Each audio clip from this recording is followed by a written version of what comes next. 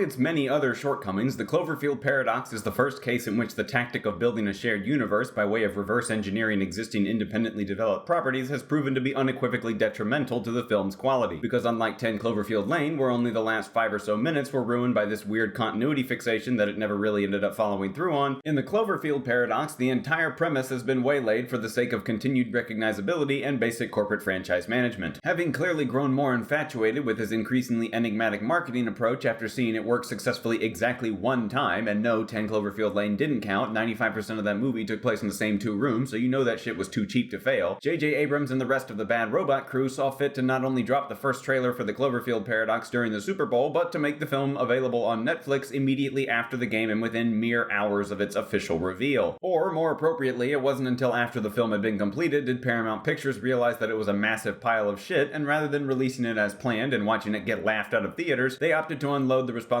onto someone with considerably lower standards, who apparently also thought that the film was too shitty for a conventional release, which it is, by the way, and the last hope at that point was to create a marketing scheme so gimmicky that people would watch it based on that alone. And good thing too, for the film again, not for the people watching it, that it can coast off of what passes for name recognition, even as said name recognition has essentially been forced in at the expense of structural integrity. The Cloverfield paradox received a high-profile, by Netflix standards, release and was met with a resounding ugh. The Cloverfield paradox is trying to be so many things at once that it botches the juggling act in its entirety, sending multicolored balls flying everywhere to be lost beneath the couch or to strike passing bystanders in the face. It fails as any form of compelling theatrical drama because the characters are given no time to develop or interact with one another to any meaningful degree outside of rudimentary plot service problem solving or unjustified back and forth passive-aggressive argumentative vitriol. It fails as a science fiction story because it has no clear purpose in the way it portrays the relevant forms of technology. Instead, the inherently interesting concepts behind particle acceleration are played as nothing but a means to an end. They could realistically be replaced by any other form of speculative energy development and nothing would have changed. The idea that the whole thing takes place in outer space is simply a bypass by which the film can continually emphasize its blatant lack of scientific research and introduce zero new technological aspects to the proceedings, with the notable exception of 3D printed guns, but why in the world that technology would be available to the occupants of a pressurized space station is beyond any explanation I can think of. It fails as horror because it fatally overdoses on the quote surreal elements that I'm willing to assume had originally been the main aesthetic conceit of the story until the question of how everything would be forced to tie into the Cloverfield franchise was brought up. So instead, all of the weird shit happens in rapid succession at around the halfway point with no time spent contextualizing it before or explaining it prior. You'd think with all the time they wasted on exposition before the paradox happened that they could spare some time afterwards to tell the audience what the fuck is actually going on.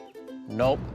There's no sense of narrative pacing whatsoever, and the remainder of the movie becomes a routine fixer-upper where plot developments happen for neither reason nor purpose other than to generate sources of external conflict to kill off characters and give the film the illusion of progress. Finally, it fails even as a self-contained narrative because it starts and ends in more or less the exact same place, making its inevitable conclusion as some kind of monumentally stupid origin story, not only a shitty development in and of itself, but it practically devalues what few overarching narrative consistencies existed between the previous 2 Cloverfield films. That's right, folks, the Cloverfield paradox is so bad that it almost made the other 2 Cloverfield movies worse. But if we continue to look at the Cloverfield paradox in a vacuum, the film it most resembles is Life, that alien knockoff from 2017 you probably forgot existed. In a sense, the Cloverfield paradox is a worse version of a worse version of its own assertions, and it's quite likely from where I'm standing that this whole mystery box promotional scheme is to blame. Or, it could just be that the movie was simply crap from the beginning, but thanks to the now diminishing returns of the aforementioned schema, it's frustratingly difficult to tell. It's like we all went out for a fancy dinner, but the chefs ate the food before anyone got there, and then they just handed off the bill to the first poor sucker to walk through the door.